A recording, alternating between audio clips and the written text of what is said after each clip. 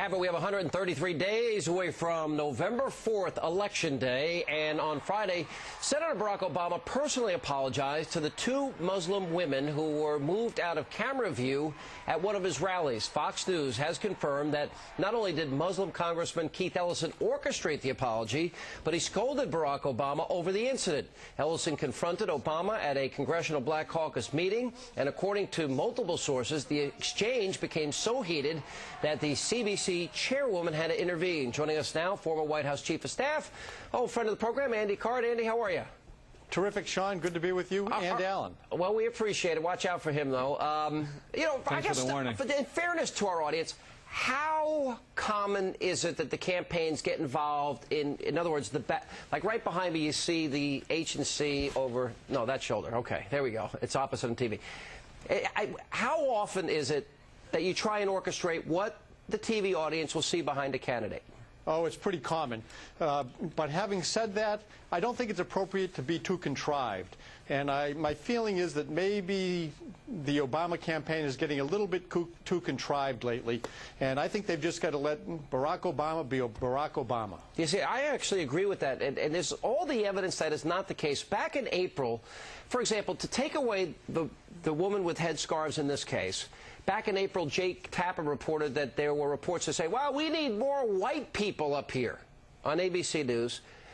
Do you know of instances where it's gone that far in the past? Anything you've ever heard like that? Well, I hear rumors about it, but I don't know anything. All I can tell you is that there will be people that will try to be too cute by half, and then sometimes that gets a campaign in trouble. Really, I think that they should let the candidates be the candidates. There's plenty of distinction between Barack Obama and John McCain. I actually think that when people look at the distinction on the merits and on the issues, they're going to pick John McCain. So let's let Barack Obama be Barack Obama. All right, then let me ask you this. The Washington Post reported that he is going to reintroduce himself to the American people. The New York Times reported that day Michelle went on The View that she had a new speechwriter, a new chief of staff, an orchestrated attempt to soften her image. And I'm wondering, from now till Election Day, are we basically going to see both Barack and Michelle, be controlled by their handlers? In other words, will we even have an opportunity to really get to know the candidate, or is everything going to be scripted and phony? Well, I hope everything will not be scripted. I definitely don't want it to be phony. But I am a little troubled that the Barack Obama that we saw during the Democratic primary process may not be the Barack Obama that they present to the voters by the way, during Andy, the general election. Isn't it true that during the Bush, when he was running for president in 2004, he did carefully controlled campaign events? Isn't that true? We had well-scripted campaign events. Yes. They weren't controlled. Well, well-scripted would be a nice way to put it. Any presentation of a candidate, you want to be in the best possible light. Sure. But I don't think that we were trying to present George Bush as anything other than George W. Bush. Nor are they doing that with Barack Obama, although you'd like to spin it that way. The fact is that he actually appeared the next day at Wayne State University with Muslims wearing headscarves. He appeared in Seattle a month earlier with people wearing headscarves. So this was a one-time event for which he apologized, and it was low-level staffers. I think you're making a bigger deal out of it. You're making a bigger deal out of it than I am. I'm not making a big deal out of it.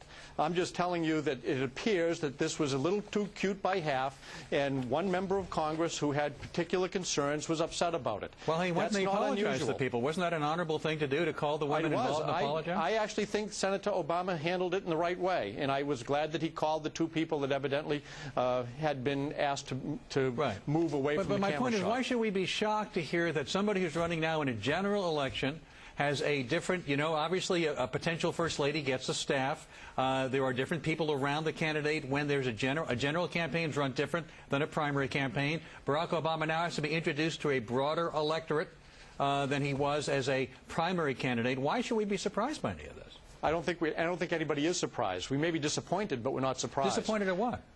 Well, I'd like to see Barack Obama be what he's been during the primary. And if he was not the real Barack Obama then and he's the real Barack Obama now, that was unfair to the Democrats that participated in that process. But you're suggesting that there's some kind of a difference between the person he is now and the person he was then. I'm suggesting that he's doing what every candidate does, which is introduce himself to an electorate that may not have been, especially somebody like Barack Obama, who hasn't been on the national scene as long as someone like John McCain, who's been there since the earth cooled.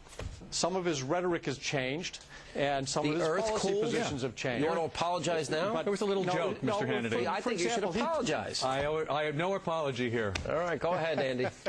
No, we saw Barack Obama take some positions during the primary, and they've morphed into slightly different positions during the general election cycle. Right. I think that's disappointing. But it's really, this campaign should not be about the idiosyncrasies of a campaign structure. Right. It really should be about the policy differences. They're real. John McCain has wisdom and experience, and he has Right. sound policies. All right, Andy. And Barack Obama doesn't And by have the way, any just for the wisdom. record, I don't think his, John, in all seriousness, I don't think his age should be an issue, because I hope to be that age one day. The earth Still. cooled. Very, Why don't you very just say nice, you're Alan, sorry very and nice. you're wrong? Do you know what a joke is? I'm sorry. Ageism Write is out a not a script very for good me. thing to practice. I am You not don't an wanna- ageist. I welcome him into the campaign at whatever age he is. Thank you very much, Andy, for being with us.